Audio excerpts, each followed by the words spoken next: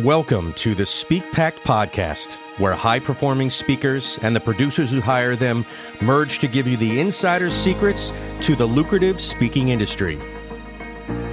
Antoniette Rose, your podcast host and celebrated speaker agent, unveils insider success strategies. Discover a nexus of thought leaders and bookers, maximizing your potential in each and every episode.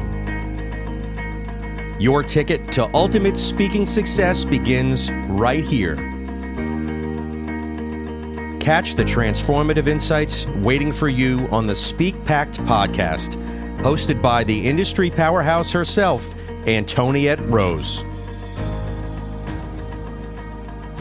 Welcome back to Speak Pact. I am excited to have you with us today because we are going to dive into the peaks and valleys of branding. And as a speaker, this cannot be underestimated. The value of having a strong personal brand, and yes, as a speaker, you are your brand, is second to none. So I have brought you an expert in this field. We have Paige Arnof-Fenn with us, and she owns the Mavens and Moguls Branding Agency. She is trained by Stanford University. She's been in the industry for quite some time. She also has been a writer for Forbes and Entrepreneur. So she knows her stuff, and she is going to be all about investing in you today. So come along for the ride. Welcome, Paige. Thank you so much for having me. I'm so excited to talk to you today. Yeah, so we were talking off screen or off live, right? And we were talking a little bit about branding as it relates to a person versus a product. Can you talk a little bit about what the difference is? And is it just as hard to brand a person as it is a product, harder? Take me down that lane a bit. So the branding basics still apply, whether you're talking about a product, a service, or a person. You know, you need to understand your target audience. You need to know what they value, what they need, what currently exists, what the competitive landscape looks like, where's the real estate that's open that you can own. And I think the challenge today is, you don't exist if you can't be found online. Mm-hmm. We live in a digital world. So, if people don't know who you are and they Google you or they try and, find you and nothing pops up, you're really in trouble today. It doesn't matter what your title is. It doesn't matter what your company is. And I know that for my clients, getting out there and just really owning that real estate for whatever category or industry you compete in is absolutely critical today. A lot of people listening may be rolling their eyes at me and saying, I'm not Taylor Swift or LeBron James or Beyonce. I'm not really a brand. I don't think that really pertains to me. And all I can tell you is I couldn't disagree more. I think in this digital world, if we learned anything during the pandemic, is that everyone's a brand today. We all have these platforms online, and you've got to figure out where you want to play, pick your lane, and really do a great job of branding yourself. But we can get into the details. But I really think, again, it doesn't matter if you're technology, product, service, nonprofit. If you're leading an organization, you are absolutely a brand, and people might associate you with your organization, but you have a brand separate and above that as well. I love it. And I love that quote that you just said. I'm going to quote you on this. You don't exist as a brand if you can't be found online. And that is so true. If you're not online, you're not findable in the culture and the world that we're in right now. If you're not findable, how are you going to get those high value speaking engagements, and also verifiable, right? When people see you speaking here and there, that's all part of building that brand. So that visibility piece is so important. So let's just say I am a leadership speaker, right? And there's millions of other leadership speakers out there. How can I create a brand that is going to set me apart, show my value proposition? What are kind of the first steps that you walk through with some of your clients? So, I always start with something I call a communications audit. Let's see all the messages that are out there. And again, you want to scrub social media, uh, your organization's website, all the things, everything communicates. What you dress like, what you drive, how you speak, what your signature is on your email, what your business card looks like. Everything communicates today. And so I need to see all the touch points that people might have with you. And a brand is simply a promise of a consistent experience with your audience. So, every time they interact with you, they expect you to behave a certain way, sound a certain way, look a certain way. And that is your reputation. And your brand is basically how people talk about you when you're not in the room. So if, oh, Paige, she's the one who blah, blah, blah. And ideally, in a perfect world, you would like everybody speaking about you in a positive light around the same things. So you want to be known for and stand for a few things. You can't stand for 10 things. That's impossible. You need to own one, maybe two, at absolute most three. And you need to reinforce those messages consistently in everything that you do. So you want to look at what your competition is. I'm sorry. Oh, sorry. Okay. So you want to look at what your competition is saying and doing. And I like doing what I call a SWOT analysis. You may have heard of this: strengths, weaknesses, opportunities, and threats. And you have to look at what your strengths and opportunities are, but also what are your competitors? What arena are they playing in? What words do they already own? And what words are important to your audience that maybe nobody has really latched onto, that you think you could kind of hook on to those concepts, those messages, and really niche up. And a lot of people think they want to stand for everything, for something really kind of big and, you know, kind of, kind of touching a million people. The truth is, a lot of great brands are built with very small niches. Like, in a way, you want to get as focused and narrow as possible, so that every time somebody has a problem and your product or service can help them, you can solve that problem. You want them to think of you first.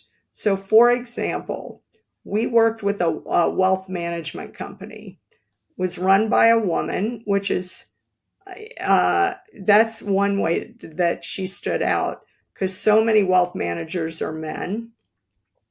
And her specialty was women going through transition that had a change in their kind of wealth status. They might have just gotten divorced and gotten a big alimony. Maybe their parent or spouse died. They got a big inheritance. So that was her niche. And she was very well networked, did a lot of, she was involved in a lot of organizations in her region. She was a speaker. She had a great reputation. And anytime you ran into someone, or you had a friend or family where the woman just came into tremendous wealth, everybody was saying to that person, Jane, do you know Jill? You should really meet with her. She would be really helpful to you right now. I'm so sorry for your loss, or I'm so sorry about your marriage breaking up, but I think you should meet this woman. And I've heard she's great.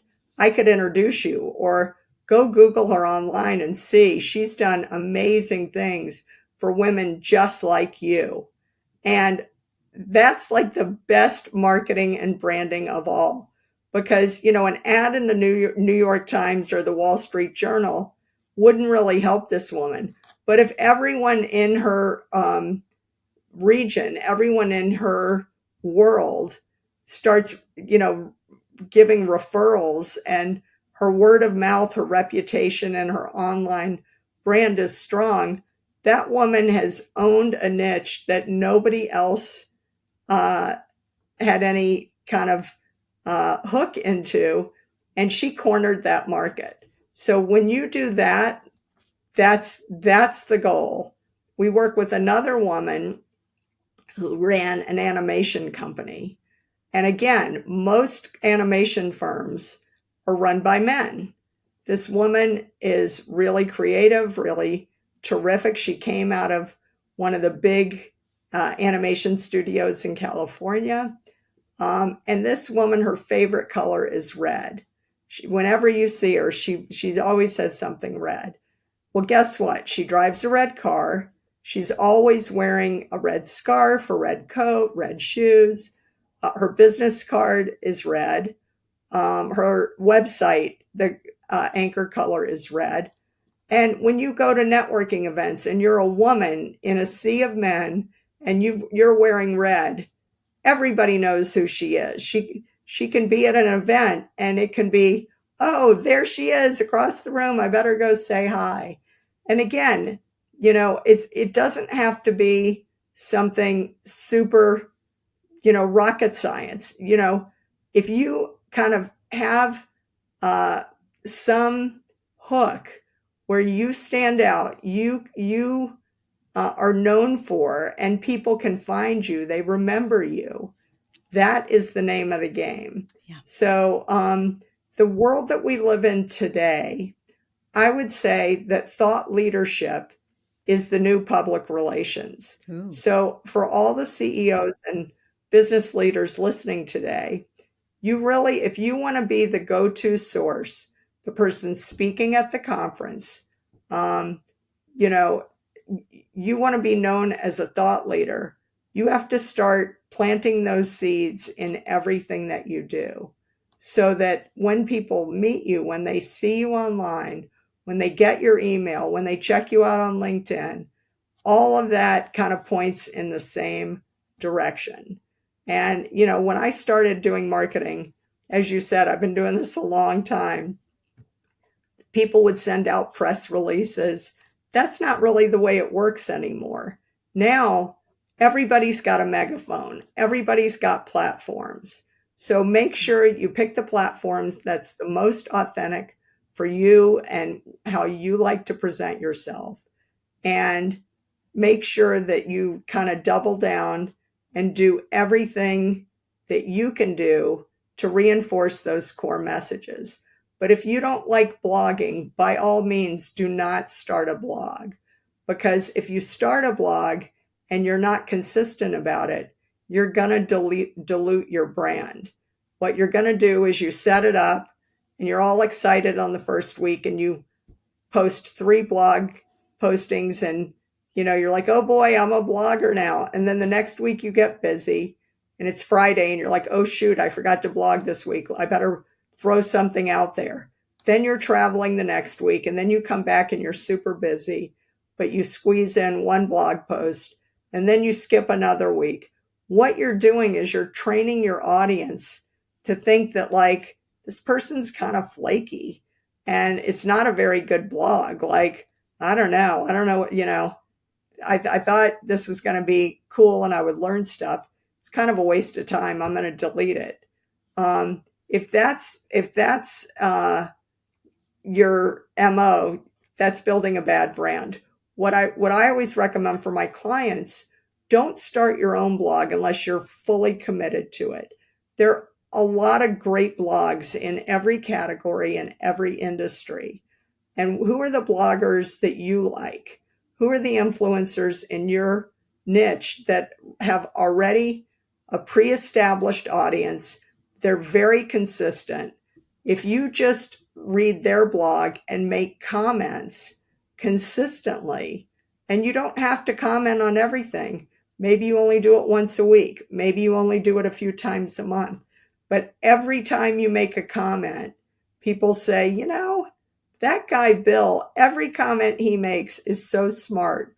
Or I really agree with it. Like he's got such an interesting, refreshing approach. And then if you have under your comment your contact details, eventually after the third, fourth, fifth post that really impress people, they click through, they find your site, they look you up on LinkedIn, and all of a sudden they're like, who is this guy? He's so smart. I want to connect to him. That person, and look, they've written all these articles. He's speaking at this upcoming conference. And so you don't have to do the heavy lifting and start your own blog. You just need to be a really smart voice on a very popular blog. The same thing goes for newsletters. Do not start a newsletter and make it weekly or bi-weekly if it's going to be not that good or not that consistent. There are probably a lot of people that you know that are reaching the same audience you're reaching, and they've got a newsletter, and it could be monthly, bi-monthly, quarterly, and you could just say to them, I have this thought that I thought would be a really interesting topic for our audience that we're both approaching. Could I write an article on, blah, blah, blah for your upcoming newsletter? The person would probably be thrilled to have a guest post because that's one less thing they'll have to put in the newsletter. You're attracting the same audience. Again, your contact info is on it. And then you put your thoughts down, you send it off, and then the next month, maybe you pick another person's newsletter that again is fishing in the same pond that you are, reaching the same audience, and you do another topic. And then you can have links to all this on your website. That's how you look like a thought leader. And that's how you can stand out as someone who's really a voice in your industry, in your category. And everything you do is really consistently well done. And it's kind of raising the bar. So don't spread yourself too thin. Do not make commitments that you're not going to be able to keep. And if you do have more than one or two platforms, make sure that the image of your brand is consistent. Because we've seen clients set up accounts. It used to be Twitter, now it's X. And because it was so short and punchy, they wanted to be kind of humorous or snarky. And then, on Facebook, they post all these random pictures of like vacation and kids and, maybe getting all dressed up or being on the beach, scantily clad. And then on LinkedIn, they're trying to look all professional. But the problem is the people are looking at all 3 or 4 of your platforms, and they don't know which version of you is going to show up at the meeting or which version of you is going to be on their podcast. And that's a problem because, again, a brand is a promise of a consistent experience. And imagine how you would feel if every McDonald's you walked into had a different menu, different pricing, different furniture. It would be very confusing, and that wouldn't kind of build your loyalty. So, one of the things people like about the brands that they love, if you're traveling and you're in San Francisco or New York or Chicago or even London, if there's a Starbucks, you can walk in and get exactly what you love, no matter where you are. And that is how you build a great relationship with the brands that you love. Okay. You said a lot in all of that. And I've written literally 5 pages of notes because it was all so on point. I love it. We're singing the same song, so that I love as well. But you took it a step further in some of these areas. I just wanted to highlight. I love your quote. We're going to quote you on, how do you say that? Your brand is a promise of a consistent experience with your audience. I think that people don't understand that. They think they have to be fresh and new every single time. But we go to the same restaurant for the same favorite dish for a reason, right? We tune in to certain things because we know what we're going to get.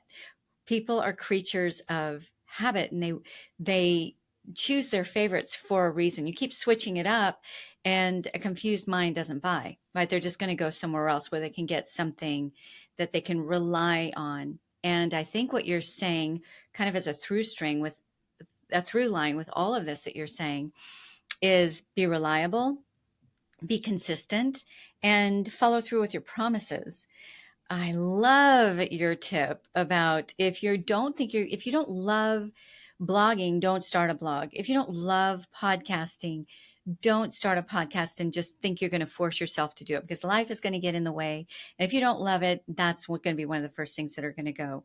But your strategy was just brilliant, Paige. And that was to find the people with the same fish in the pond. You said something about fish in ponds, They're but fishing in the essentially, same pond you are. yeah, that swims in the same pond that you do.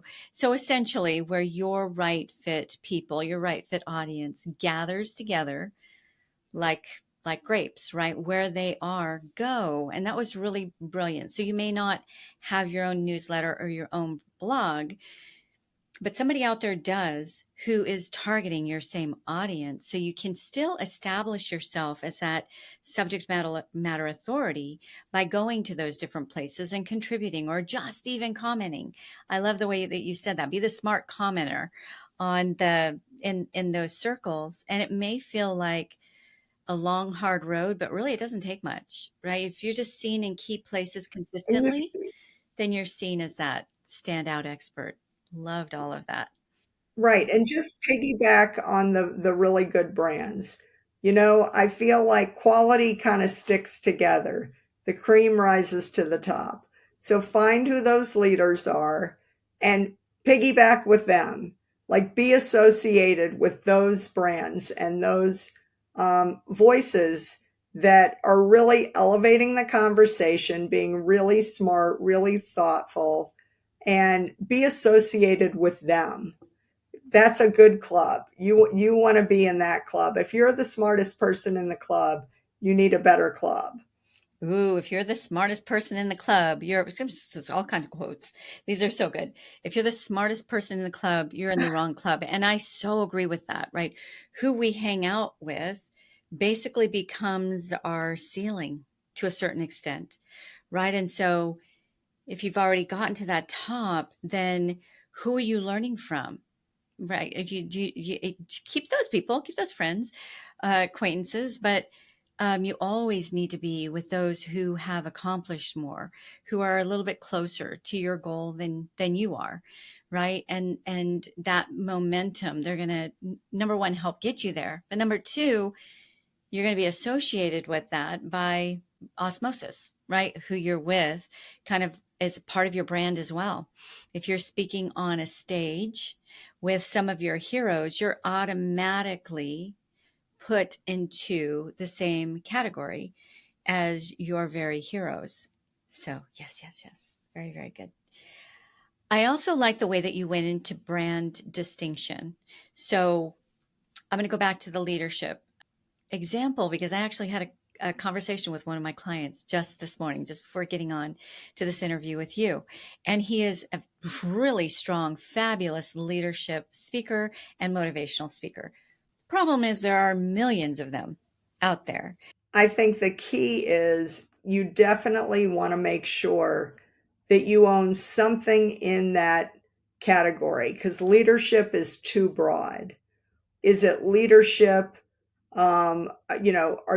Is your organization filled with millennials or Gen X or Gen Y? And are you a leader to a certain audience where you can be very effective and give other leaders tips of managing people from different generations. Is DEI really critical in your category? What are you doing that might be unique, special, or different, where you could really, again, own a niche within a category? But just saying I'm a leadership speaker is too generic. You're not going to be able to stand out. So own a niche or niche within a category, mindset, whatever it might be. Okay, so this I just want to do this little case study with you because I want to see if the advice I gave him is advice you would have given him. This I we always quote our guests, and you've got all kinds of quotes. This is going to be coming category.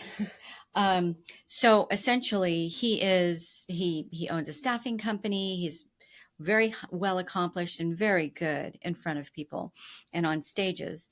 But again, he's got a really broad niche, right? And on the other side, he is a race car driver, and he adopted, and he and his wife raised this gorgeous, beautiful, highly autistic young girl, right? Their daughter, and they've created a foundation, and they are all in. So he's got these other aspects of his life that are just so fascinating, and he's very passionate about those parts of his life. So I told him I want to start seeing stories and ads and tips come from you right when you're getting out of the car, right from a race, or when you're doing something fun with your daughter. Just bring that in, because he's learning lessons every single day in leadership that he can share with others with these sideline experiences. So those are things he's passionate about. If he never got paid a dime, he would still be a race car driver, and he would obviously very much be a father to that beautiful autistic young girl. And so he wants to raise awareness there, right? So, but his field is leadership and motivational speaking. So for his distinction, I was really encouraging that we bring that to the forefront and utilize some of the lessons that he learns and the wisdom that he can impart that he gathers from those experiences. So how would you approach that? I think you gave him excellent advice. I mean, the thing about branding and marketing is you have to create a unique, special, and different brand, but it must be authentically you. And you're the only one that has your story to tell. So don't try and copy some generic competitor who, maybe they have their own shtick and their own stories that they can, credibly tell. But this sounds like an amazing person, kind of personally and professionally. And so if I were him, yeah, the race car driver aspect is fantastic. The metaphor for life, everything that he does to prepare for the races, what he learns on the turning, how he passes people, the races that he wins, the races that he loses. What are those lessons? Those would be incredible stories that he can uniquely tell from being, in the driver's seat. And what does it mean? And maybe it's changed over his lifetime. He might have been a race car driver as a teenager or a young guy before he was married. And then he was married, and now he's a father. And it may, the evolution of his story and the leadership lessons he's learned along the way. I would hope that on the about page on his website, that he had some really great stories to share that aspect of his life. And yeah, people that have a philanthropic story as part of their business story. A lot of companies are affiliated with different causes, and and they come by it very organically and authentically because it's something that affected them or their family. So again, if he said a portion of my proceeds, I donate to autism causes, or maybe he volunteers. But again, that is his unique story. And I think all of those really need to be incorporated in what he's doing. If he does have a blog, he should be writing about it. If he's contributing to other people's blogs, I would look at some race car driver blogs. I would look at some autism, some adoption blogs. He's got a great story to tell on his personal kind of life, but the signature at the bottom is going to be Bob Smith at the XYZ Leadership Company. And so this guy who happens to be a CEO of a successful business has these other parts of his life that are really important to him. And so they really bounce off each other. And when one is strong, the other, it rises with, all, when the tide rises, all boats go up. So, if he's a regular voice on an autism blog, and he's got these amazing stories about his daughter and different challenges. I think when people are very vulnerable and they share these stories, it actually makes them more likable, the more honest and authentic people are, the more people connect with you. And then when people need leadership, a speaker at a conference, or they're looking for someone to put content on their website, they're like, wait, who is that guy? Oh, right. He's the race car driver guy. I bet he would be great for our conference, or he would be great to contribute a chapter to the book, or whatever. And so I think you have to show these different parts of yourself. Again, you are not trying to be everything to everybody, but there are a lot of leadership lessons in non-work activities, in your hobbies, and when you're not sitting behind the desk at your office. And if leadership is really your shtick, find leadership opportunities everywhere. And you could see them in, he probably sees his autistic daughter being a leader. Let's say, I'm just making this up, but maybe she does a lemonade stand or something. And he can talk about, how proud he is as a dad, and to help, her or her friends, start learning about leadership. And people are going to fall in love with that story, and they're going to people remember the stories that connect with them on an emotional level. Mm-hmm. They don't remember the facts and figures and data. They want the stories. It's the stories that sell. So you've got to tell those stories everywhere everywhere you are, on stage, on social media, on your website. Find those stories that sell. Oh gosh. Okay. So much goodness. Yes. I'm really glad we brought this up, because I think it's going to help our audience at large. And certainly in this situation, I so agree with you. Can you overdo it? Let's say in this case, he's going to wear his racing shirt in a lot of his ads, or can you overdo it, or no, just go for it? Tell me a little bit about that. So I think it's got to feel authentic to you. I think if it's too schmaltzy, too salesy, and it seems too over the top, forced, yeah, I would tone it down. But again, if this guy's got a big personality and, he can pull it off, I think only he will know where that line is. Yeah. But wearing a racing jacket or putting racing, kind of images on his website or on his business card, that's not over the top. That's tying in together. Maybe his tagline, has some analogy to racing. Again, just to link his personal brand to his corporate brand.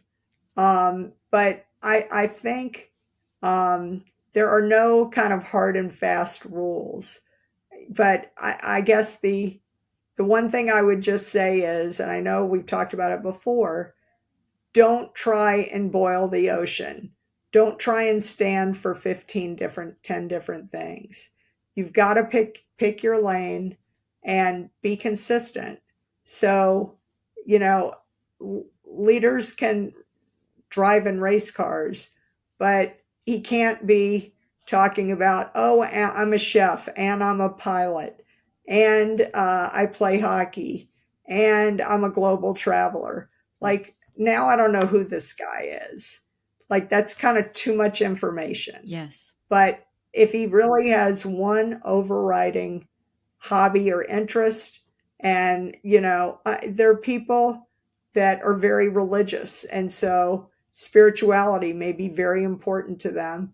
And that comes through. Some people are very athletic. Some people speak lots of languages. Like, what is it about you that is like unique, special, different, and interesting? What do people, what are they going to remember? What do they want to talk to you about? And just think about the conversations you have, where people get excited. And it's more of a pull, not a push. I think if you have to push, if you have to kind of, always be trying to sell them, people don't like to be sold. They love to buy, they love to shop, but it's got to be a pull. Like, tell me more. When did you start racing? How did you start racing? If that's the hook that people want to talk about, pay attention, because that's what's going to draw them in. That's where they get, like, they're leaning into you, their eyebrows raise. They're like, oh, wow, I want to hear more about that. If you pay attention, you can see which kind of seeds are the ones that are sprouting. But if people's eyes are glazing over and they're just kind of looking around the room, I wouldn't go there. Like, again, your job is not to bore people with a lot of, mindless chit chat. Have meaningful conversations about stuff you're genuinely excited about and passionate about, and people will remember that. Well, if this is how much brilliance you bring to a short podcast interview, I am sure that a good number within the Speak Pact audience is going to want to know, how do we find Paige? Where is she? How do we connect? What are some of the best ways to get a hold of you? So you can go to my website. It's called mavensandmoguls.com. It's Mavens and Mavens, go ahead. moguls, ANDMOGULS.com. And I'm on LinkedIn. As I said, I'm not on every platform, but for me in a professional service business, who I like to try and be a thought leader too, I pretty much double down on LinkedIn. My last name, as you can see, is hyphenated, but on LinkedIn, it's all smushed together. So just PaigeArnoffenn. And then I have a client who, because my company name is an ampersand in the middle and my last name is a hyphen, she always tells me, I always forget some of the words. So when she Googles to find me, she does Paige and Mavens because that's all she can remember. And thank God for search engine It optimization. works. I pop up right away. Great. So you can find me that way too. Okay. So before we go to the signature question, I have, do you have somewhere you like to guide people to when they're just not 100% sure about the distinction they want to bring forward about their brand? Is there some sort of a worksheet, or like, go away, get in the nature, do this, do this or that? Like, how do you get people to really see, yeah, it's right there in front of my face. That's my brand. How do you get them to synthesize down so that they're not trying to boil an ocean? So, a quick and dirty way to kind of put your toe in the water is ask people who know you personally and professionally. It could be colleagues, a boss, an employee, um, a former colleague, maybe a neighbor or a friend. What are the 3 or 4 words that pop into your mind when you think of me? Just off the top of your head. And what you're listening for is overlap. If people who know you personally think of you one way, and people who know you professionally think of you another way, you have to kind of realize you're a bit of a Jekyll and Hyde, because the professional people don't really see you on a personal level, and the personal friends and family wouldn't think to recommend you for anything professional because they just don't see that side of you at all. What you'd like is for people to have maybe a couple of things that rise to the top, so you know that, like, okay, that's my brand. Do you like what you're hearing, or do you not like what you're hearing? If you like it, then now you've got some anchors that you can build from. If you don't like it, you've got a lot of heavy lifting. You need to do the homework to start building the brand you want. An exercise that's a little depressing, but an exercise you may want to try to think about is, fast forward to the end of your life. What would your obituary say about you? Is it what you would want it to say about you? And there's a famous story of Alfred Nobel, who was, he did explosives. He was very famous years ago, decades ago, by creating the most powerful explosives in the world. And there was an accident at his factory, and it blew up. And all the explosives ignited, and it was completely devastating. And it was assumed that Alfred Nobel had died in the explosion. Well, you can imagine the next morning, he wakes up, he gets a newspaper, and the headline is that this very wealthy, successful businessman had died in an explosion. But he didn't. He was alive. He wasn't at work that day. Well, he read the obituary, and he was horrified that he was going to be remembered as this very wealthy, successful guy, and that was his contribution to the world, these highly effective explosives that killed people. Well, Alfred Nobel is the same person that ended up creating the Nobel Prize for all the different areas, literature, science, and he decided to pivot his life so that when he really died, his success in business funded what ended up being something that we still kind of covet today. That is one of the highest honors you can get. And if you look at a lot of celebrities, Madonna, Angelina Jolie, you just look at how the people have rebranded themselves. When they were young, they were wild. They did crazy stuff. They looked crazy. They dressed crazy. They were always trying to get in the news for doing crazy stuff. And then they settle down, they get married, they have kids, and they become UN ambassadors, and they become really interested in spirituality, and they have children, and they want to be a good role model for their kids, and they want their kids to go to good colleges. And so you see those celebrities now, and they have that crazy past, but they've actually turned into very responsible people. They've adopted children from all over the world. They are associated with amazing causes that are going to leave the world in a better place. And so, you have that opportunity too. If you find out that you're being known and remembered for stuff that's actually not important to you and not how you want to be thought of, figure out what it is that you're gravitating to and start planting new seeds. because it's not too late. You can start now and be associated with something that really makes you proud and leaves the kind of legacy that you want with the brand that you're building. Beautiful. So you get to choose your brand, right? You get to choose what your brand and your legacy is going to be. So good. Okay. As we close, you know that this is Speak Pact, and we are on a pact together, Paige, to challenge our audience to make the biggest impact that they can in this life and in this world. And you just created a perfect bridge to that.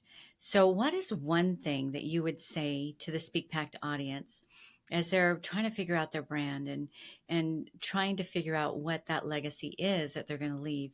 If they do this one thing, I think you've already given us so much, but just this one thing that they are going to be able to get clear about what that brand is. So, if you're not a brand, you're a commodity, and commodities compete on price. So you really do need to create a brand, and you don't need to be Beyonce or Taylor Swift to do this. The one Thank thing I goodness. really, the one thing I really encourage all the listeners, all the viewers to take really seriously in this world we live in now of artificial intelligence that is really just taking over. I think every week it's more powerful and faster and involved in more things every day. I think what we really need to hold on to is authenticity, because the only way to stand out among all the robots out there is your authentic self, your authentic story. So really focus on the interactions. Like, it's really about connecting with people authentically. And if you do that, if you have authentic interactions with people, then you're not competing with the robots, because the robots don't have those personal stories with emotion to tell. They can use fancy words, they can write it really fast. You can't compete with robots on generic content. They're going to beat you every time. But it's not about generic content. It's about authentic stories that only you can tell in writing, in speaking. When you're on stage, you don't want to sound like Charlie Brown's teacher. Wah, wah, wah, wah, wah, wah. If that's, people's eyes will glaze over. They will not remember anything you say. But if you tell them a story that touches their heart emotionally and connects the dots on the things that really matter to you, those are the stories that will be remembered, and those are the stories that sell. So if I could just leave you with one thought, focus on the authentic interactions with your target audience. Learn about artificial intelligence, but it is not going to help you create a unique brand if you rely on it too heavily. Yes. And I just think that's an important reminder today, because all the press is about AI. So don't fall for it. Amen. Woo! Yes. Okay. We covered a lot of ground. You brought so much value, Paige. I didn't know what I was in for, and you really brought quite a bit of branding value. So look Paige up. I think that this is just the tip of the iceberg of what she has to offer. We'll make sure all of her details are in the show notes. And for now, I just want to say thank you, Paige, for being with us today. Well, thanks for having me. I've loved chatting with you. It's been a lot of fun. Ciao, ciao for now. Thank you for listening to the Speak Pact podcast. To become a recommended speaker of Antoniette's WPC speaker agency, or you are a host or planner looking for a dynamic expert in optimized performance, Antoniette would like to personally meet with you. Secure a time with her at speakerbooker.com. Again, that is speakerbooker.com. It all begins with a vision, a voice, and a pact to impact. Join the Speak Pact movement by joining our new private Facebook group at the link in our show notes.